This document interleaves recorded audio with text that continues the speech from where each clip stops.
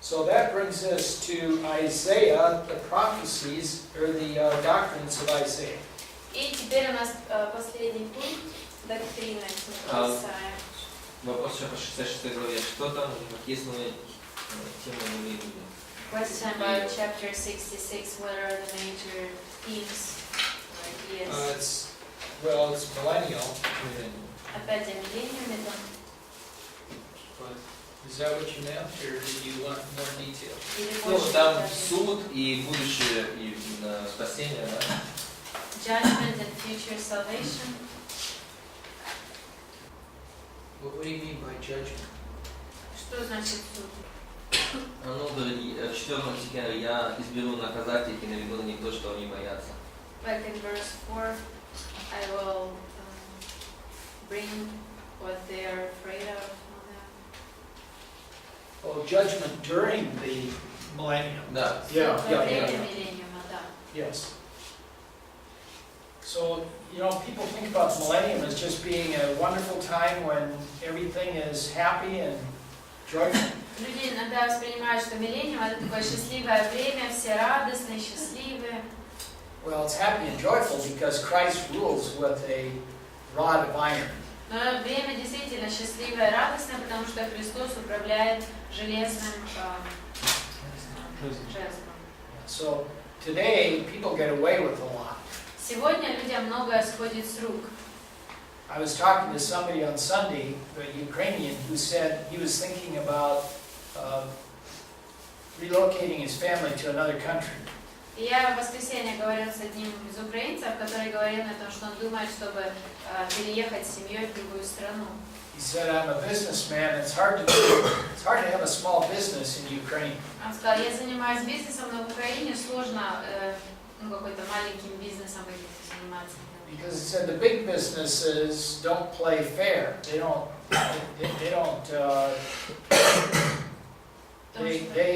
take advantage of little business people. Потому что большие компании, они не совсем честно обращаются с мелким бизнесом, и они пользуются им. And he said, if you try to take it to court, the court will always side with the big business. И если пытаться в суд это все нести, то суд решение всегда будет на стороне крупной компании.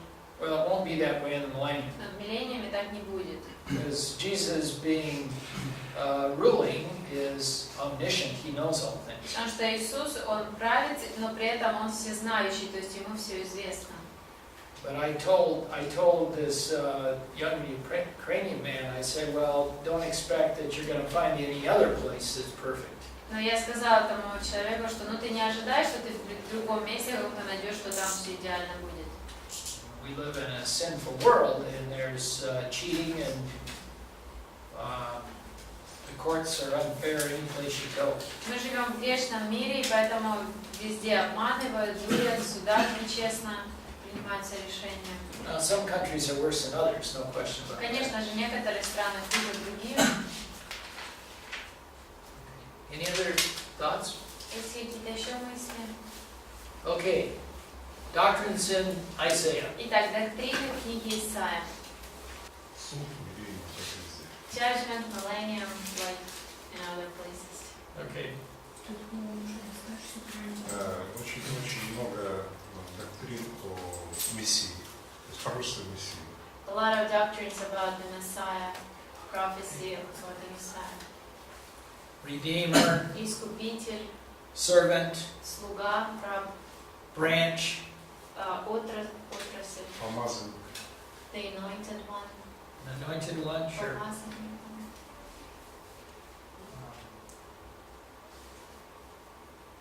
Божественность. He's, that Божественность he's Мессии. divine, that the Messiah is God. Yes. Where are the names of Jesus? Где имена Иисуса? This whole list of names. Шестая Целый глава. список. Six. Of Jesus in 6. 9, 7. Seven. Нет, 9. Nine. 9, yes. 6, 7, 8, 9. Yeah, that's, There's a whole list of them there. Да, там прям списком перечислены. Counselor, Советник, everlasting God, eternal Father. Отец вечности. Um, what chapter would you go to for a virgin birth? В какой главе рождения Девы? Yes. What chapter for suffering servant? В какой главе страдающий раб? 53. 53. What chapter for his call to be a prophet? В какой главе призыв быть пророком? 6. Which chapters for the historical account of the Assyrian invasion on Jerusalem, Hezekiah's sickness, and the Babylonian visit? В каких главах описаны исторические события, когда Ассирия осаду вокруг Иерусалима сделала, Иезекия заболел и пришел с Вавилона? 36-39. Okay. What other doctrines? Какие доктрины еще? Tribulation. Спор. Вечная милость Бога к Израилю. Eternal mercy of God towards Israel. Yes. Eternal is important. Да, то, что вечно, это важно. И также о том, что Бог язычникам также откроет истину. And also that God will reveal the truth to Gentiles too. Yes, very important. Да, очень важно. So Paul reminds the Jews about that. Итак, Павел напоминает евреям об этом. И спасение, будущее спасение Израиля. Future salvation of Israel. Yes. Where's that in the New Testament? Где это в Новом Завете? 10-11 главе Римлян. 10-11, chapters 10-11 of Romans. Romans.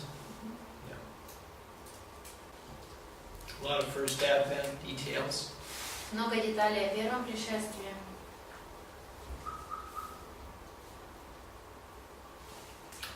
First gathering of Israel from the nations. Первый раз, когда Израиль был собран из разных народов, This one here. вот здесь, в этот период.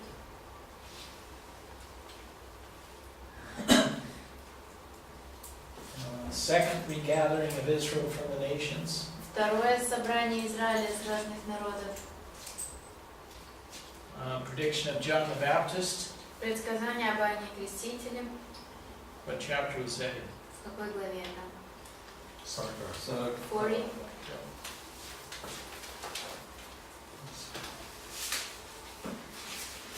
Anything about Christ taking our sins?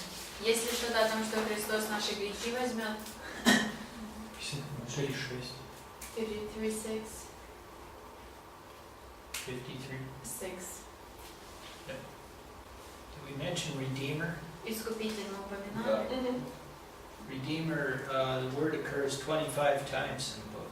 25 раз это слово в книге встречается.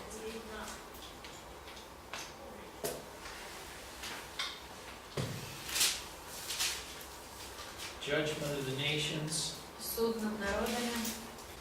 Well, that's a pretty good list. Довольно хороший список. So, here's what my hope is. Итак, вот на что я надеюсь. That you have such an appreciation of Isaiah that you'll spend time studying it in the future. Я надеюсь, что вы настолько увидели ценность книги Исаия, что в будущем вы сами будете ее изучать. And I think you can do it for the rest of your life. Я думаю, что этим заниматься можно до конца жизни. And still find things you didn't think of before. И все время находить что-то, что ты раньше не видел. Find things about God's faithfulness to Israel and to us. Находить что-то о Божьей верности к Израилю и к нам. And the great comfort that God brings. И большое утешение, которое дает Бог. Okay. We'll leave Isaiah unless you Can you think of anything else? Если больше ни у кого ничего не осталось, то мы можем переходить дальше, идти, оставить уже Исаию. Okay, we'll go to little Isaiah. Теперь мы перейдем к маленькому Исаию. Little Isaiah is Micah. Маленький Исаия — это Михей.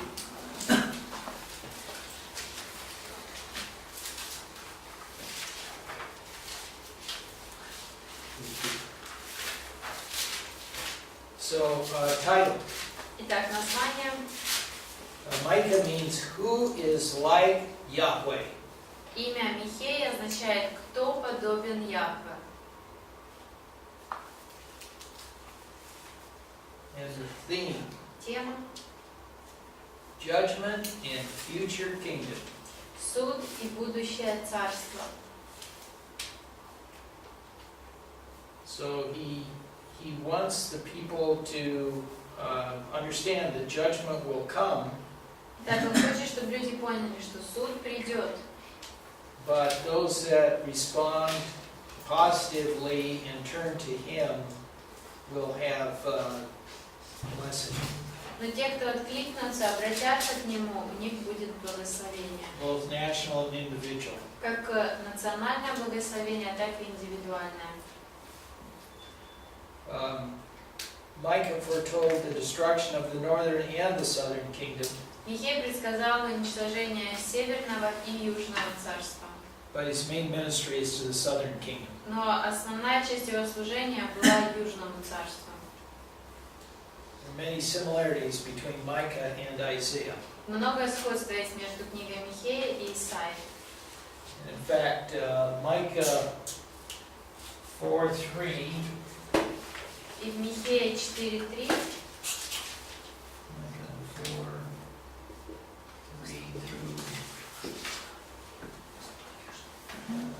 1 through 3.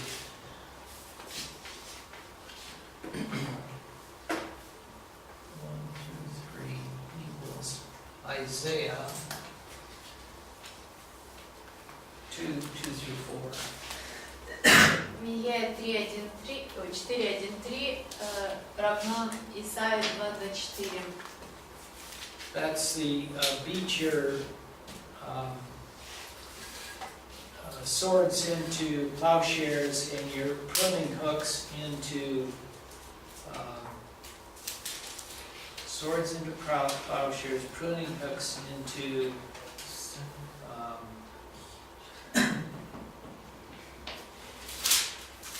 I've gone blank. Ну, это сказано, где они мечи свои на орала, а копья свои на сердце перекуют. Pruning hooks into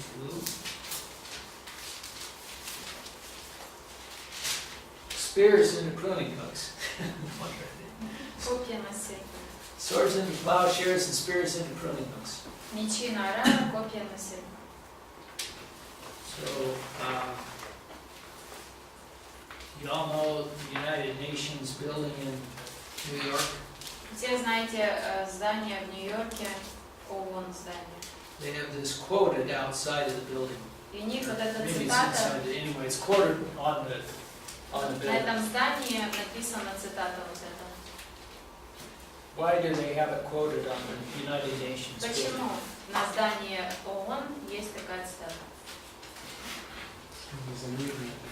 Because they're for peace. They think they're going to eliminate war. Да, они считают, что они смогут избавиться от войны. They will not eliminate war. Но они не уничтожат войны. Only Christ will do that. Только Христос это сделает. There's a reference in Micah that may have saved Jeremiah's life. В Михее есть отрывок, упоминание о том, что the reference that saved Jeremiah's life. There's a reference in Micah that may have saved Jeremiah's life. В Михее есть упоминание чего-то, что, возможно, спасло жизнь Иеремии.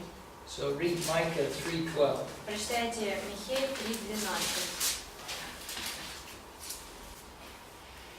А так через вас Сіон буде на поле заорений, а Єрусалим на руїни обернеться, а гора храмова стане згір'ями лісу.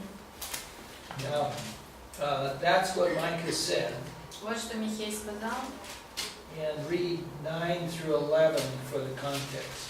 И прочитайте 9:11, чтобы контекст понять. Почуйте ж це, голови дому Яковового та начальники дому Ізраїля, які нехтують справедливість, а все просте викривляють. Вони кров'ю будуть силами, а кривдою Єрусалима. Його голови судять за хабара і навчають заплату його ті священники, і за срібло ворожать пророки його. Хоч на Господа вони опираються, кажучи, хіба не Господь серед нас, зло не прийде на нас. So he tells the rulers of the nation that they are ruining the country, and because of you, Jerusalem is going to be destroyed. Он говорит, что главы государств, они разрушают страну, и из-за них будет разрушен Иерусалим. And then go to Jeremiah 26. А теперь откройте Иеремия 26.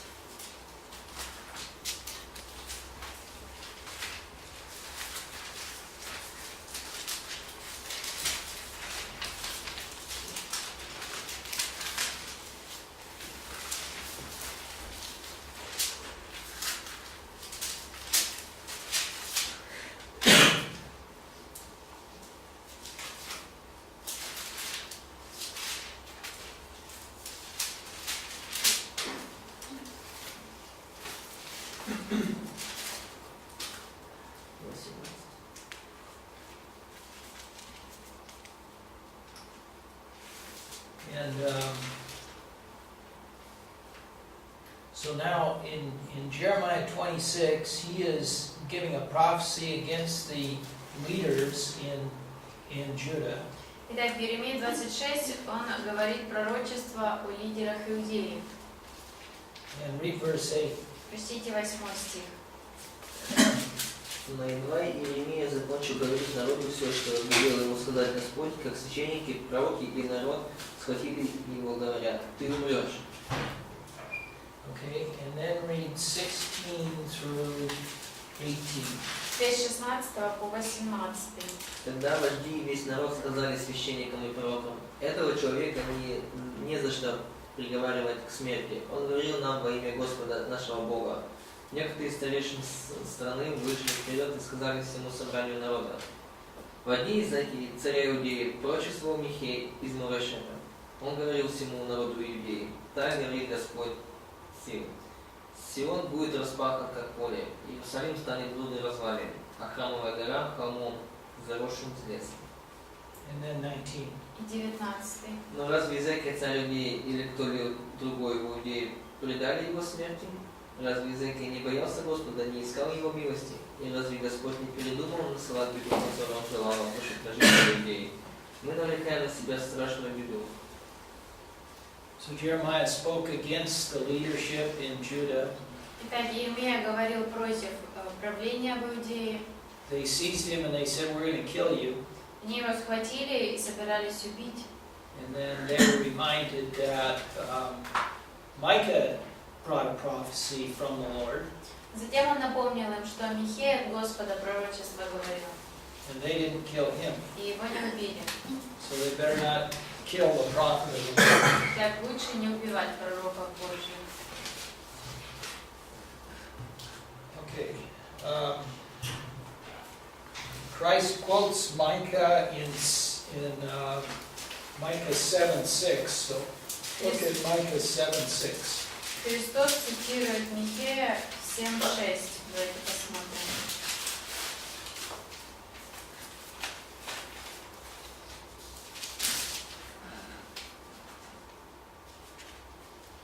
Ибо сын позорит отца, дочь восстает против матери, невестка против свекрови своей, враги человеку домашние его. And then Matthew 10:35 and 36. А теперь Матфея 10, 35, 36.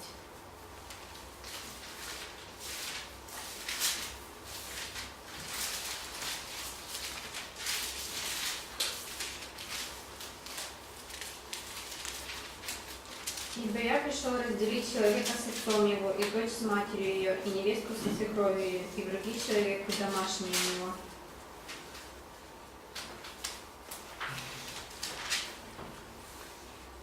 Next point is the author. Следующий пункт – автор. Micah was from the town of Morris Seth Gap, about 30 kilometers southwest of Jerusalem. Примерно 30 километров на юг от Иерусалима был город. Сейчас он скажет ссылку, но не по-русски. And that area is in Micah 1:1. It says Morris. Михея 1:1.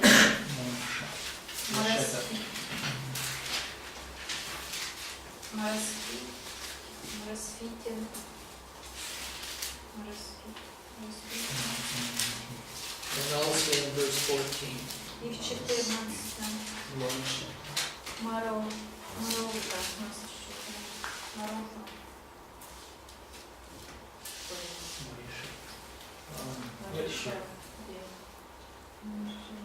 Маришев Гев.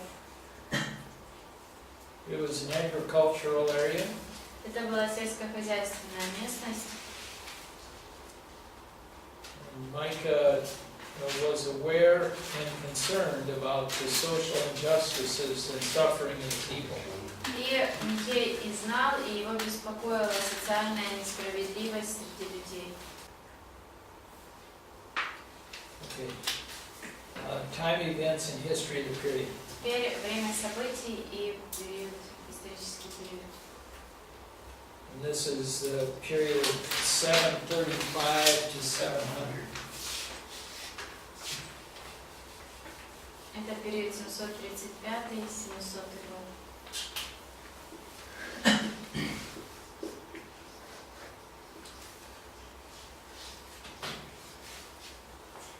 So, same time as Isaiah, except he didn't have as long a career in prophecy as Isaiah did. Тот же период, как и у Исаии, только его карьера пророка была не такой долгой.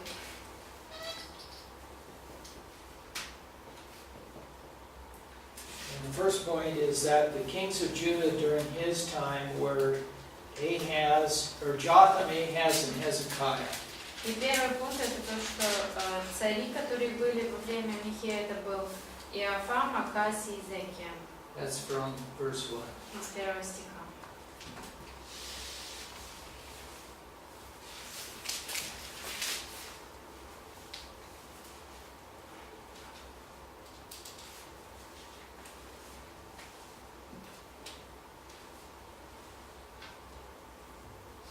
Second point. Второй пункт. His writings probably preceded the reforms of Hezekiah. Его запись его пророчеств предшествовали реформам Изекия.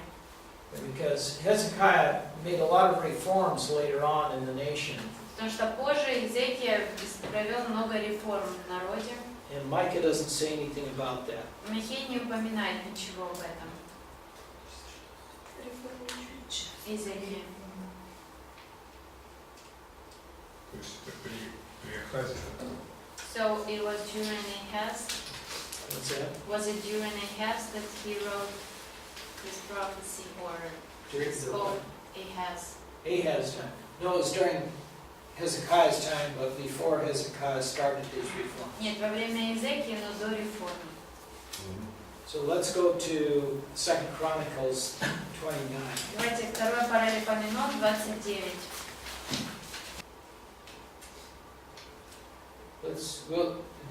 He does a lot of reforms, but we'll start reading with 15 when he's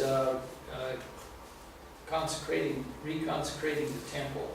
Он проводит много реформ, но мы начнем читать с 15 стиха, когда он посвящает храм снова. So let's read 15 through 19. С 15-19 прочитайте. Они собрали братьев своих и осветились, и пошли по приказанию царя очищать дом Господень во славу Господа. И вошли священники внутрь дома Господня для очищения, и вынесли все нечистое, что нашли в храме Господнем, на двор дома Господня. А левиты взяли это, чтобы вынести в потоку Кедрова. И начали освящать в первый день первого месяца, и в 8-й день того же месяца вошли в притвор Господень и освящали дом Господень 8 дней. И в 16-й день первого месяца кончили. И пришли в дом царю Иезекию и сказали: мы очистили дом Господень, и жертвенник для всесожжения, и все сосуды его, и стол для хлебов предложений, и все сосуды его. И все сосуды, которые забросил царь Ахаз во время царствования своего, беззакония своего, мы приготовили и осветили. И вот они пред жертвенником Господним. И встал царь Иезекия рано утром, и собрал начальников города, и вошел в дом Господень. Дальше, да? Through 19, and then 20 through 24. 20-24. И встал царь Иезекия рано утром, и собрал начальников города, и вошел в дом Господень. И привели 7 тельцов, и 7 овнов, и 7 ангцев, и 7 козлов на жертву о грехе за царство, и за святилище, и за Иудею. И приказал он сынам Аароновым, священникам, вознести всесожжение на жертвенник Господень. И закололи тельцов, и взяли священники кровь, и окропили жертвенник, и закололи овнов, и окропили кровью жертвенник, и закололи агнцев, и окропили кровью жертвенник. И привели козлов за грех пред лице царя и собрания, и они возложили руки свои на них. И закололи их священники, и очистили кровью жертвенник для заглаживания грехов всего Израиля. Ибо за всего Израиля приказал царь нести всесожжение и жертву о грехе. And then go to chapter 30 and read verse 5.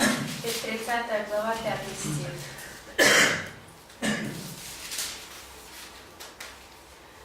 І вони постановили оголосити по всьому Ізраїлю від Беер-Шеви і аж до Дана, щоб приходили справити Пасху для Господа, Ізраїлевого Бога, в Єрусалим, бо не часто робили її так, як написано. And read chapter 31, verse 1. 31:1.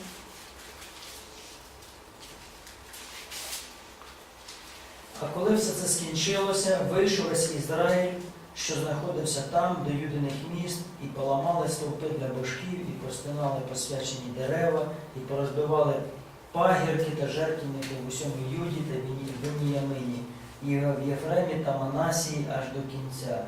Потім повернулися всі Ізраїлеві сини, кожен до своєї посілості, до своїх міст. So Hezekiah just had a lot of reforms that a lot of the temple had come under disrepair, and they weren't celebrating the feast any longer. Итак, Иезекия провел большое количество реформ, и потому что храм уже был разрушен, и они уже перестали праздновать праздники свои. So the point here is that since Micah doesn't mention those reforms, he probably wrote his book before they took place. Итак, наш пункт как раз касался того, что из-за того, что Михей не упоминает ничего об этих реформах, наверное, он написал свои пророчества до того, как они произошли.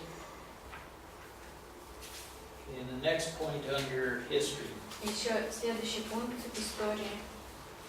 during Micah's ministry, Judah feared an invasion from Syria, so they asked for aid from Assyria. Итак, когда пророчество Михей служил пророком, его Иудея боялась Сирии, поэтому они просили помощи у Ассирии. And they had to pay for this aid. И за эту помощь им нужно было платить. Next point is that Assyria was becoming strong as a result of Jonah's ministry. Следующий пункт. Ассирия становилась все сильнее из-за служения Ионы. In 728 they defeated Syria. В 728 они побеждают Сирию. In 722 the northern kingdom. В 722 Северное царство. And in 701, of course, they came to Judah. И в 701-м, конечно же, мы знаем, они к Иудее, в Иудею пришли. Next point is that Egypt was weak and could not provide protection for Judah and Israel. Следующий пункт. Египет был слаб и не мог оказать помощь ни Иудее, ни Израилю. Most of the reforms started in 715, Большинство реформ начались с 715 года. so it may be that he wrote just before 715. Поэтому, может быть, он написал как раз. That's the fifth point, date of writing. Это Before 715. следующий пункт, дата написания, можете поставить до 715. Okay, so you're going to read Micah twice tonight. Итак, сегодня вы дважды будете читать книгу Михея. And the second time you read it, try to outline the book. Когда второй раз вы будете читать, попытайтесь представить, как бы вы разбили на план. So it's fairly short and not that hard. Она относительно короткая и не такая сложная. So put an outline together. We'll go through them tomorrow. Составьте план, и завтра мы пройдемся по вашим планам. Разберем план. You can make it as detailed or as brief as you like. Можете настолько детально, насколько захотите. То ли сильно, то ли наоборот, обобщить все. I like to make my outlines fairly brief. Мне нравится делать очень короткие планы. Otherwise, they don't do me much good. Иначе они мне не I помогают. get lost. Я просто теряюсь уже. And an outline is so you can remember the overview of the book. Но я делаю план коротким, чтобы я мог запомнить общий ход мысли книги. Okay. Any questions? Вопросы есть? All right. Ready to go. Готовы идти? We'll close in prayer. Давайте